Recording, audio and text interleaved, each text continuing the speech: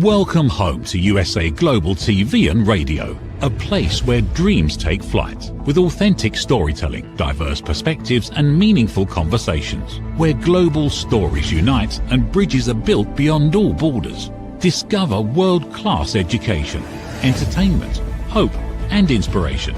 Together, we're building bridges worldwide. Subscribe to our channel, USA Global TV.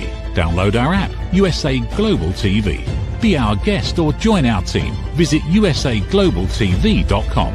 Thanks to our founder and executive producer, Dr. Jacqueline Kerbeck. Music score by Yeffy Tang from Cloud Road Music.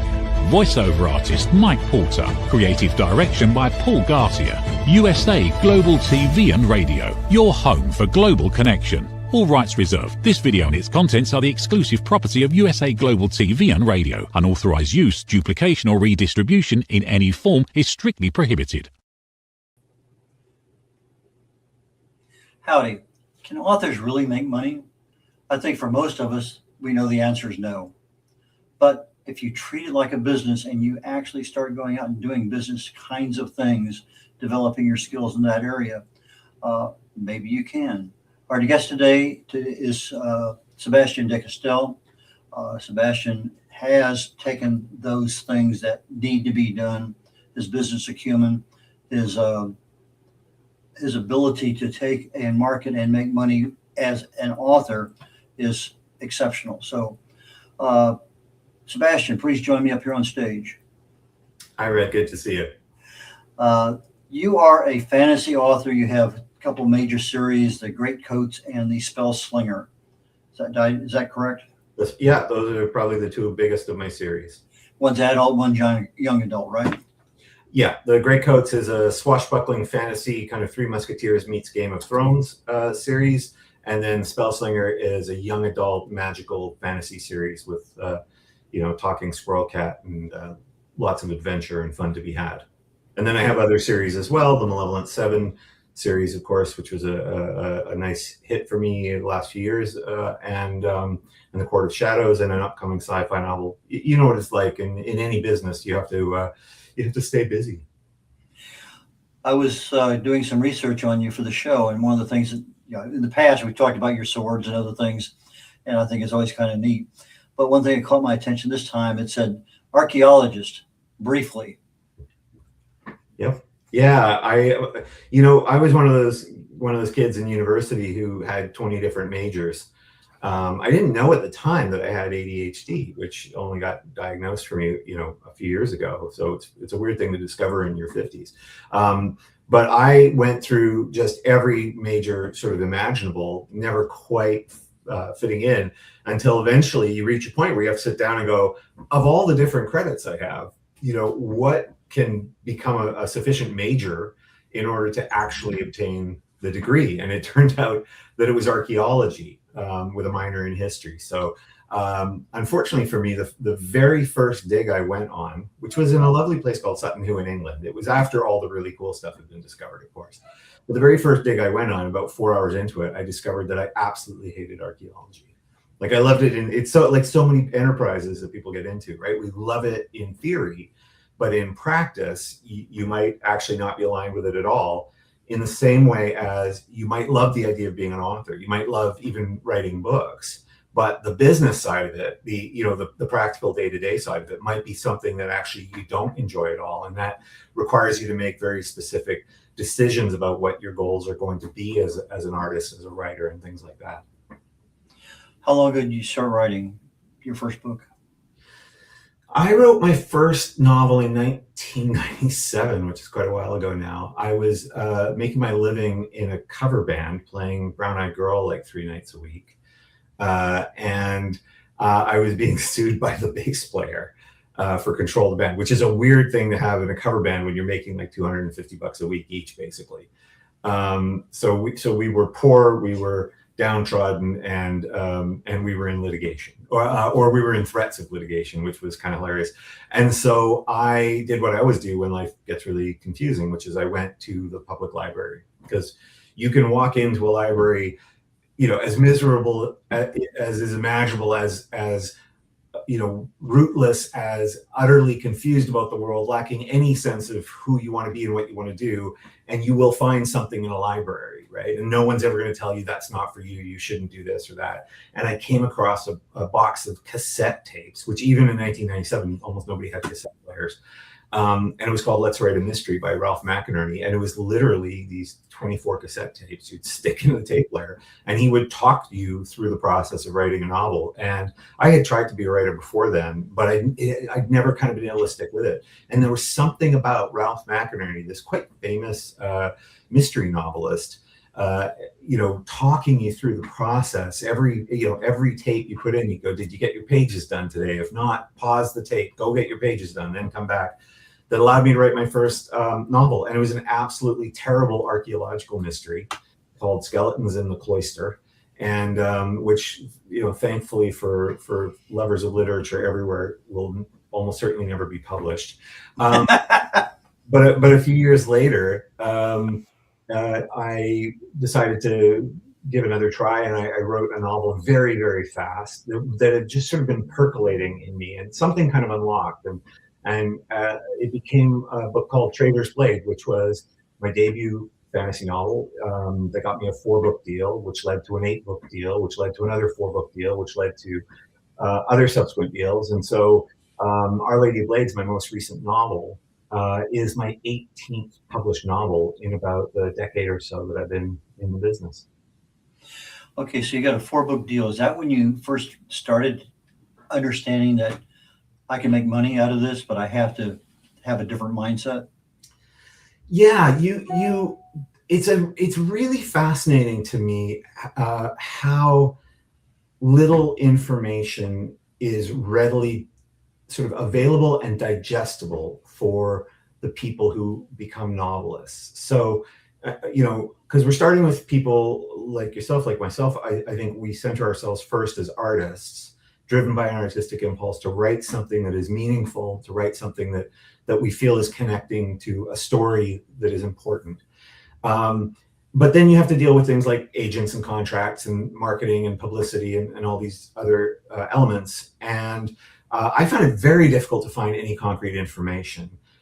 Starting with like the most basic question imaginable. Let's say one of your listeners has written a novel, they've revised it, they've made it the best version of the story they most want to tell, and they're lucky enough that a literary agent says, I believe in this work, I believe in what you're doing, and they take you on. And then that literary agent goes out and tries to get a book deal, and they call you up 3 months or 3 years later, and they say, congratulations, we've got an offer for your first book. And then they tell you what the advance is.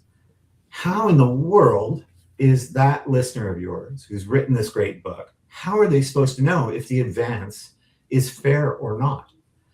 I will tell you that it is completely normal to see an advance, someone send you an advance offer of, I don't know, $1,500 US. That's not rare. Now, I've never gotten that particularly lousy deal, but I did one time. Someone offered 2,000 British pounds for a short story collection they wanted me to write. And I thought that was nuts.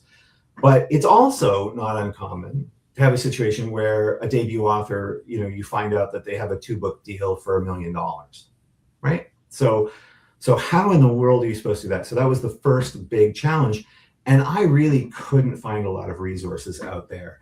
And so right from there, as an individual business person, you have to start from some kind of principle. And my principle that I started from was, whatever deal I take, it has to be one where if I never see another dollar after what I get in the advance, no matter how successful the book is, no matter how rich anybody else gets, will I still be happy?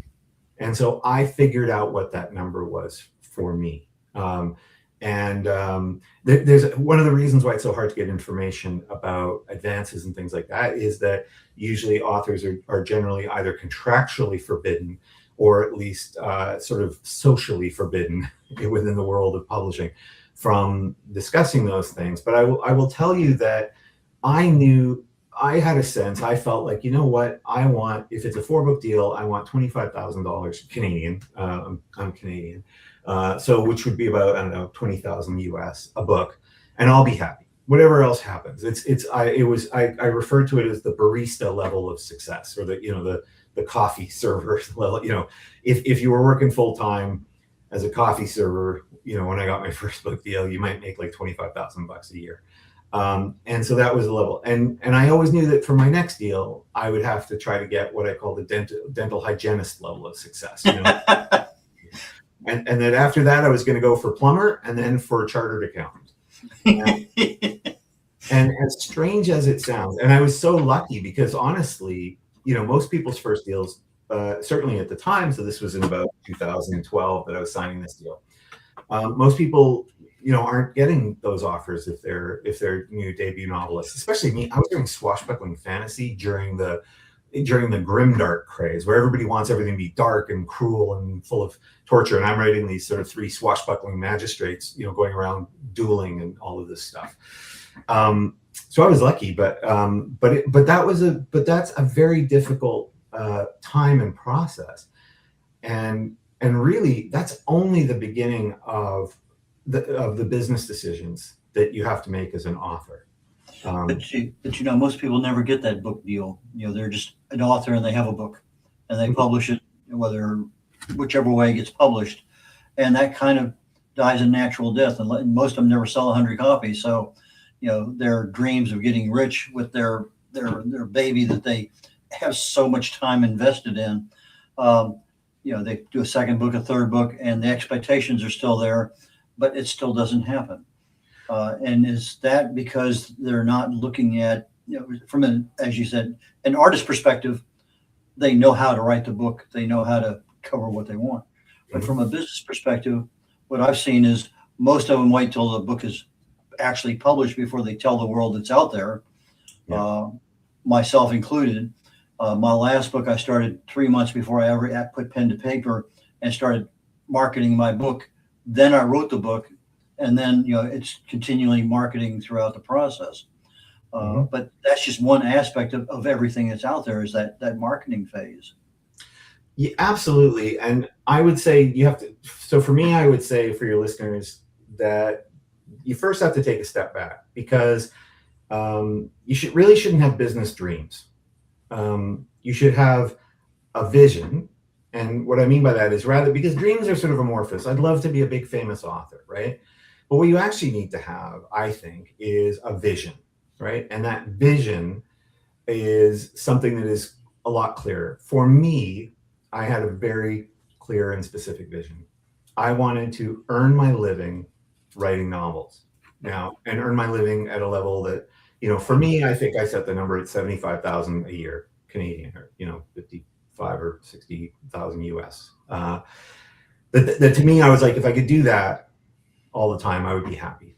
And part of the being happy is you have to kind of make a deal with yourself. Like, if I get there, I'm not going to sit around constantly going, oh, but this guy makes more than me. I wish I was this famous. Oh, well, now that I've achieved this, because that's the trap. You need a vision that you're willing to say, if I can achieve that, then I'm going to be happy. Because after you get that vision and it's clear as a business person, you can engage the part of yourself that's a business person. Go, now I need a system to get there. So you gave the example of, most writers, they don't get a book deal.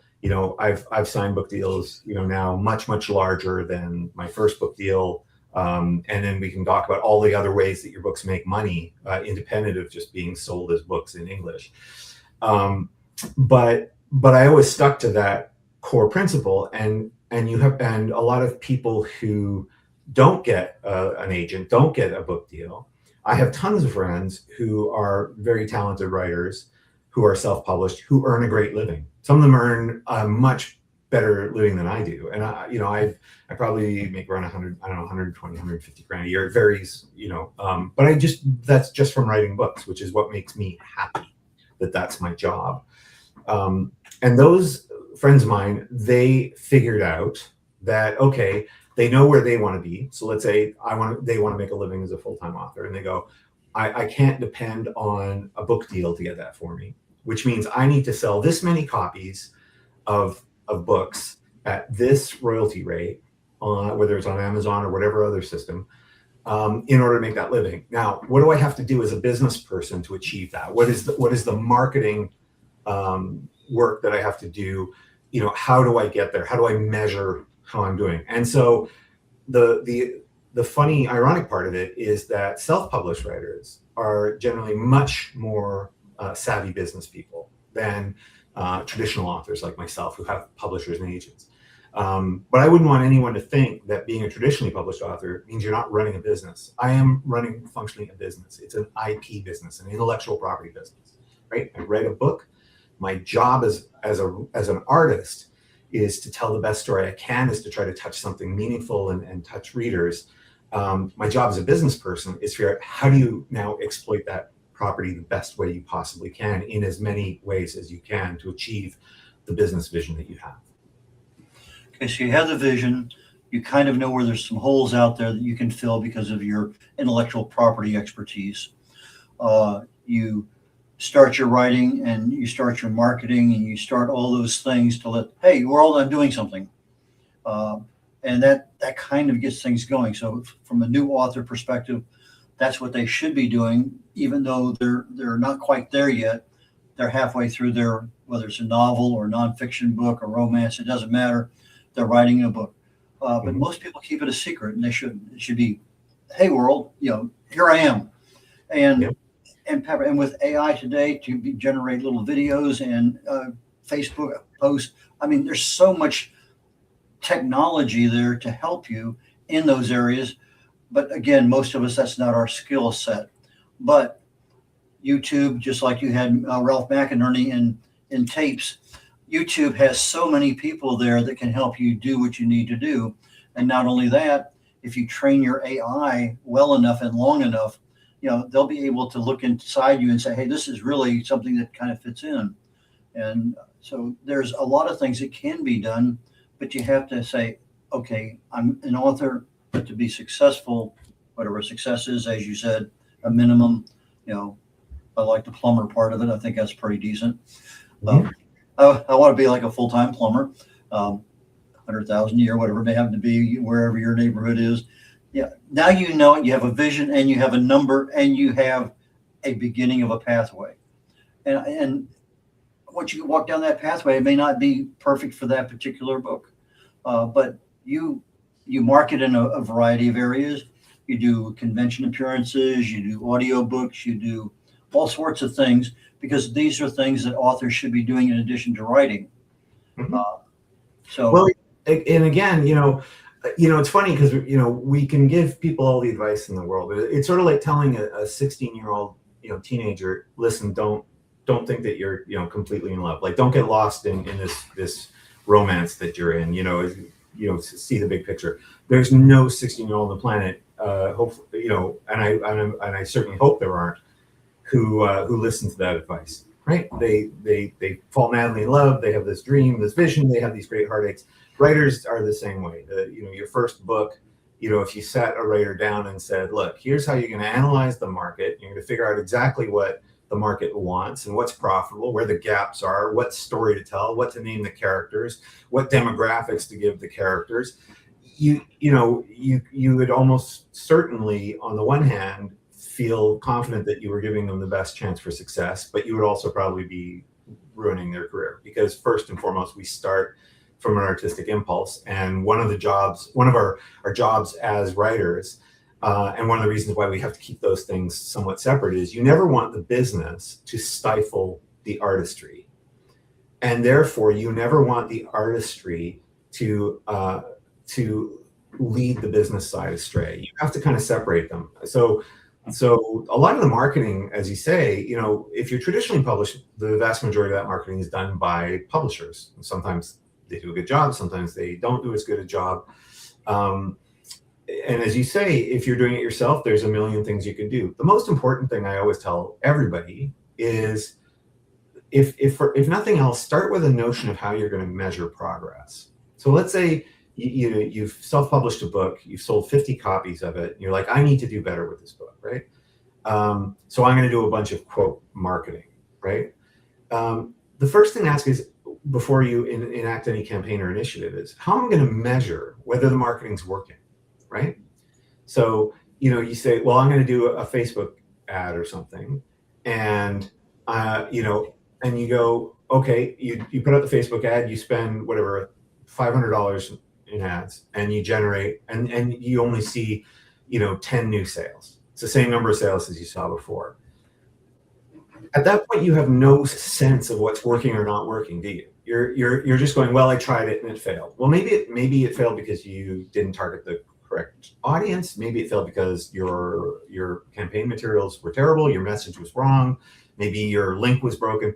You have to be able to kind of go ask yourself, how will I know what's working and what's not working? So that's one of the challenges, and I have that challenge as a traditionally published author, because I don't often have the levers or the data that my publishers have when they're working on one of my books. And so I have to measure things using very odd metrics. So if I'm trying to measure how well a book is doing, if I don't want to wait until I get a royalty statement, I'll use things like the number of Goodreads ratings. So the number of Goodreads ratings on a book, goodreads.com, which is a reader site for those who don't know, it will generally be somewhere around 10 times.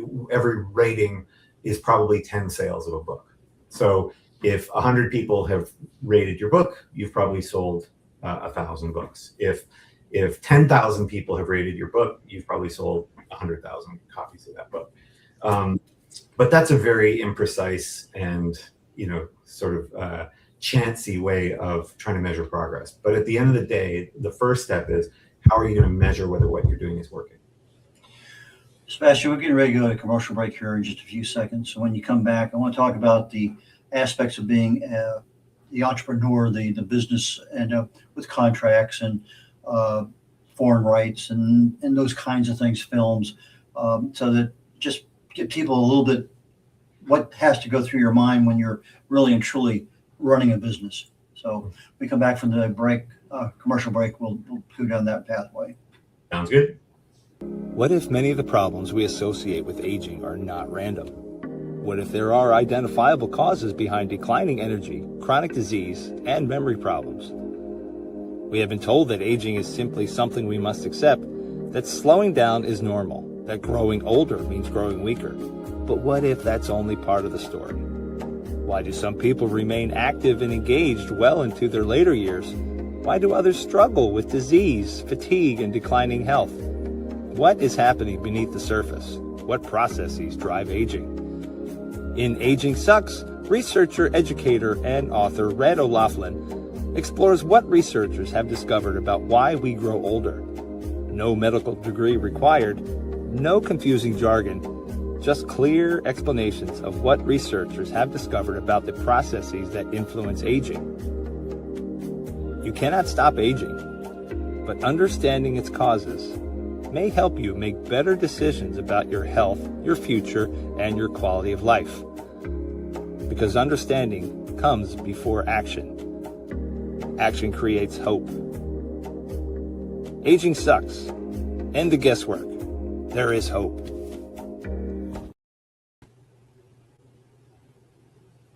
Red O'Loughlin here. We're on The Wise Ones on the USA Global TV and Radio Network. My guest today is Sebastien de Castell. Sebastien, please join me up here. Good to see you again. I want to compliment you on the photo that you sent in for our notifications on our marketing. Really, truly a good photo. That's a sharp one. So I'm just going to congratulate you. I meant to mention that earlier, I didn't, but I really like that. The great smile, everything there. Just really and truly a really good publicity photo, though. If only I was still that good looking. All of us. Anyway, before the break, we said we're going to go down a little bit further into marketing. It's just not one thing putting something on social media, because you have sometimes when the success does come, whether it's a film or foreign rights or contracts or whatever, now we're starting to get into skill levels that even a good business person who stays in the United States and doesn't get involved in things now has to go look for help. Sure. And the help is out there. Listen, I think the hardest thing on the planet to do well is to market a book, because we don't have a lot of analysis, really credible analysis, that tells us what really actually effectively markets a book. When somebody says, well, here's how you market a book successfully, mostly what they can point to is, here's some books that did some things and those books were successful. So I'm going to say these tools are what made it successful. But in fact, you almost will universally find there were a million other books that did the same things and were not successful. We know that certain things are important, and I'm not a marketing expert on that front, but just briefly, the title of the book is one of your marketing tools. The cover of your book is your single most vital marketing tool. If you have a cover on a book and you don't test it in some way, put it in front of 5 people who read in the genre you're in and ask them what the book is about. Don't say, is this good or bad? Because most people can't answer. Ask them what they think this book is about. And first of all, if those 5 people come back and they don't think, let's say you're writing a fantasy novel and they see your cover and they don't think it's a fantasy novel, they don't even know from the cover that it's a fantasy novel, independent of seeing the title, then that cover's not working, right? If they think it's a fantasy subgenre that is not something you're writing in, they think it's romantasy, and you write very dark, grim military fantasy, then that's not going to work, right? So you have those things. You have to do the same thing with a title. If the title of your book is, you ask 5 people, what do you think this book's about? This is the title, right? So for example, my books, my debut novel was called Trader's Blade, right? So if you know nothing else, you probably go, well, it sounds like it's kind of swashbuckly. There's some kind of a trader in there. It's probably not set in the modern era for sure. So you already know some things. But if I named my novel, Falchio, like the name of it, then you wouldn't know that. You might go, oh, I like that name, so that might be good. But very often people come up with terrible names, and they come up with terrible covers. And that's tricky. Most writers, I happen to have a background in design, so I at least have some familiarity with the processes of evaluating a design. But I go through that process, right? I ask other people, what do you think this story is about? Just show them the image of the cover. So those are key tools. So is the back cover blurb. You have to be able to, in one sentence, tell somebody about the book in a way that would make them want to read it. And more than anything, the way that works is telling them something where they can imagine the story. It's not about using superlatives, in this awesome, perfectly wonderful, but like that doesn't really affect people that much. But if you go, it's got swords and magic and it's got a talking horse, there are literally tens of thousands of people who will buy that book on the strength of nothing alone. Once there was a time when I used to have, whenever I'd be called to have lunch with a publisher or anybody in the business, for some reason they'd ask me like, oh, what's your next big idea? And I didn't want to have the conversation. So I would just throw off something randomly. I'd say, oh, I have this idea. It's a romantic fantasy. It's Bridgerton with dragons. And just that. And I swear to God, every publisher I ever said that to said, I'll buy that book. Because for them, Bridgerton with dragons that will sell. And so all the stuff I've just talked about are things that don't cost you any money to do, right? Get the right title, getting the right cover, of course, costs money, but a lot less money than you're going to spend on advertising. And advertising a bad cover will do absolutely nothing for you. Advertising a bad title will do nothing for you. Advertising with the wrong text will do nothing for you. And those are things that are in our control. And those are almost the only things we know for sure will almost always be effective in one form or another. I take new authors and I pull up Amazon and we go through the people who are in the genre that they're writing, the categories. And I show them the books, the covers, the fonts, the colors, all those kinds of things, and say, if you want a successful book, it's going to have to kind of look something like these. You can't put your picture on the cover and expect it to sell. So that's part of what I go through. I go through about 20 different books, and then we'll do the same thing with, anyway. So I try to at least bring that to them and use that as an example. This book sold 100,000 copies. Okay, there's something right about either name recognition or the genre or whatever. But some of the people are just first-time authors and they sell thousands of books, but the covers are really darn good looking. Absolutely. Listen, one of the things I do periodically, especially when I have a new book, if it's a new series coming out, is I'll go over to a bookstore. So here in Canada, we have Chapters Indigo. It's our big box sort of bookstore. Down the States, you got Barnes & Noble. In the UK, they have Waterstones. And I'll go to the section where the books are that are the kind of book I'm writing. So I'm mostly a fantasy author. I go to the fantasy section and I just look, right? Because they're all there and they're beautiful, and you can, yeah. And I look and I see, and I ask myself, like, what are all the big debuts doing? Okay, maybe that's good, maybe it's not. And I look at what are all the perennial sellers, like, that haven't changed their covers in the last 5 years. What are they doing? I'll look at like the reissues. So Robert Jordan, the Wheel of Time series, very famous series, became a TV show recently. It's been reissued 5,000 times. What do those covers look right now? What are the latest version of the Harry Potter covers look like? Because you will find trends, and I promise you that the people who make those covers, they are dealing at a scale of profit and loss that is much, much higher than the rest of us. So they can't afford to screw it up. When Bloomsbury Editions puts out a new Harry Potter editions, literally they just put out new covers of these books, expecting the people who already read and own 5 different copies of every Harry Potter book to buy it again. They can't afford to make mistakes. So you can learn from them, right? And that's a huge opportunity. You know, if those core elements are right, you have the right cover, the right title, you have the right book jacket copy, you know, from there you can advertise. From there you can do publicity, right? If I come on a show like your corner bookshop show and I'm promoting a book, and, you know, unless I know how to describe the book in 25 words in a way that your listeners are going to be excited about, then to what degree am I helping the book by having the opportunity of being on USA Global TV, for example, right? You have to do that preparation. And if, you know, your first book, your first couple of books, you got to be an artist. You write what you want to write, the book you most want to write the best version of the story you most want to tell.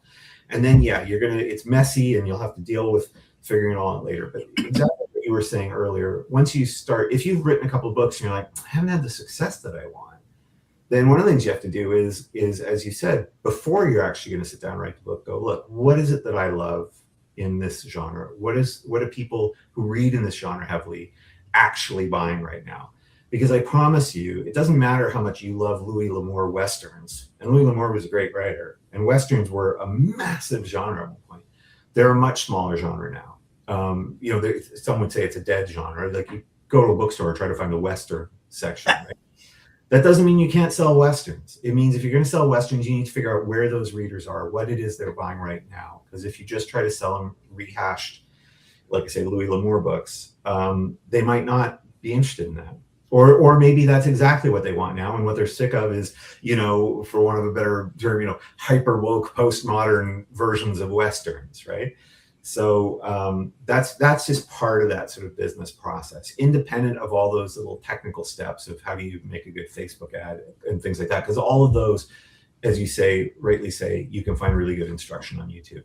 But a big part of this, you know, is understanding what your business is as a novelist and where the money comes from. Because as you and I were talking about before the show, the money, the sales that are available for just having an ebook in English is one fraction of a much, much larger pie. And if you don't know where that pie is, what it is, you don't have the means to exploit it. Okay, so you have your books, you sell them on your website. Amazon obviously is something that's always going to be there. But Barnes & Noble and Ingram Spark, and there's probably another half a dozen easy publishers. So would you recommend that they exploit all the publishers, or just a couple, 3 to get started? Or what would you recommend to let's say an author with the second and third book? They finally got that part down. Now they're concentrating on the business aspect. Well, I think, you know, your first and biggest decision from a business standpoint as an author is, do you want to be traditional or do you want to be self-published? And that's an important decision. And I meet a lot of people who desperately want to be traditionally published because they just want someone to take care of them and give them money and do all the marketing work. And I meet people who absolutely hate that idea. They want to be in control of their own business more fully. And so they want to be self-published. And I meet people who do both. And in fact, I think that is kind of the future. So, you know, I've had 18 novels published. The only thing I've ever self-published are short stories on my website. And that's just something for readers who already like my books to come and buy and enjoy.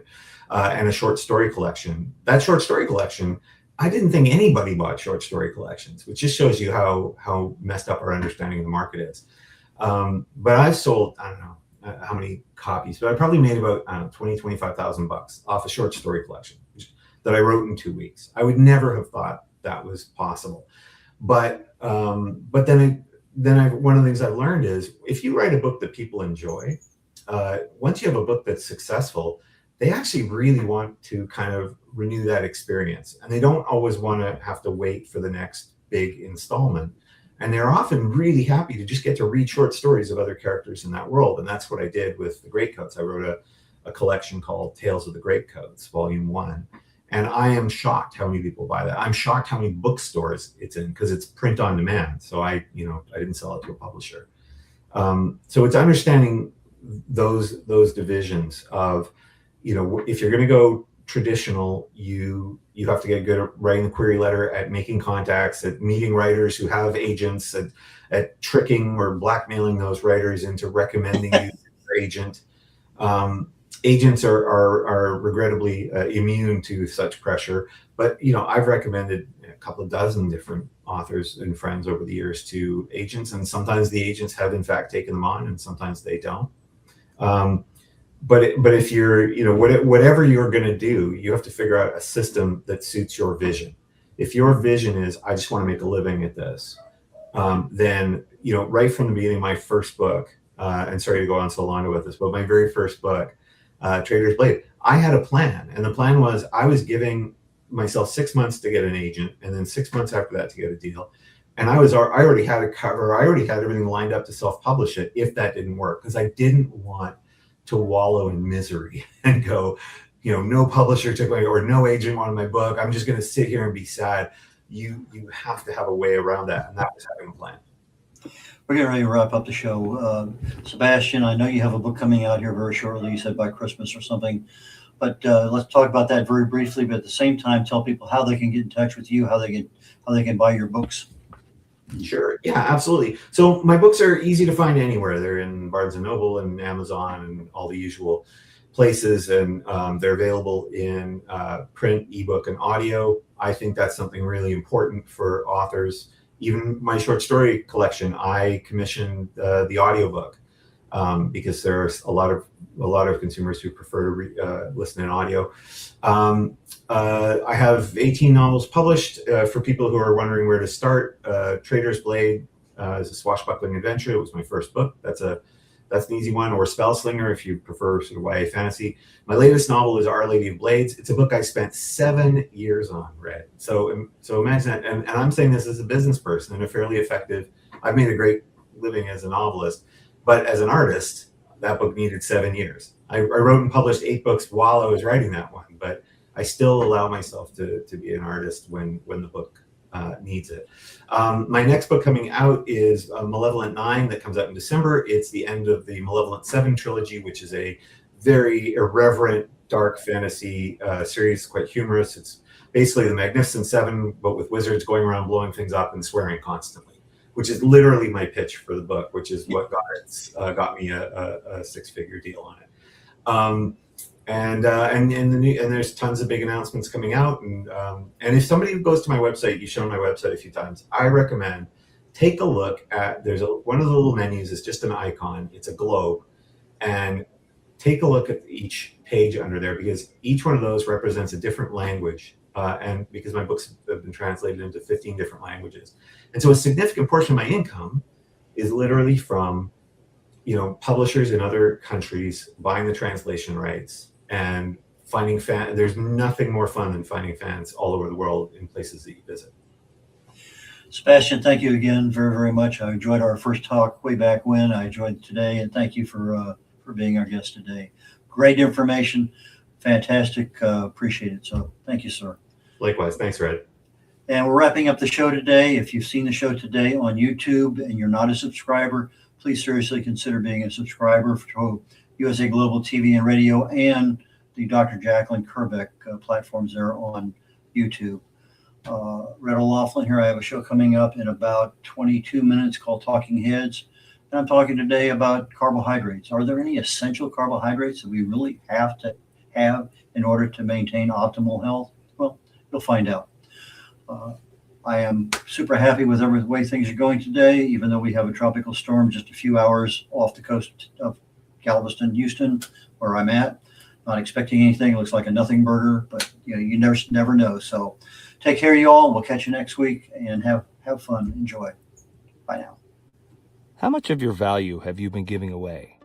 Saying yes when the answer should have been no? Lowering your price to secure the opportunity? Giving more while receiving less? Over time, it adds up. Until one moment brings clarity, you've been giving away your value. This is not about working harder. This is not about doing more. It's about boundaries. It's about pricing. It's about respect.